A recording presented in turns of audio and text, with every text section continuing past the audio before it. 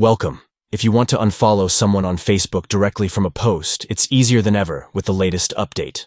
Whether you're feeling overwhelmed by posts from a certain profile or just want to declutter your feed, you can quickly unfollow someone without unfriending them.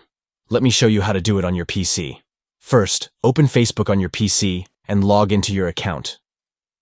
Once you're on your homepage, scroll through your feed and find any post from the person whose updates you want to stop seeing. It could be anything: a status update, a photo, or a shared link. When you've found the post, look at the top right corner of it. You'll see 3 dots there. Click on those dots to open a small menu with several options. In that menu, you'll see an option that says Unfollow Name. This is the option you need to select in order to stop seeing posts from that person in your feed. Go ahead and click on Unfollow, and once you do, you'll no longer receive updates from that profile. The person will still be on your friends list, but their posts won't appear in your feed anymore. And that's it.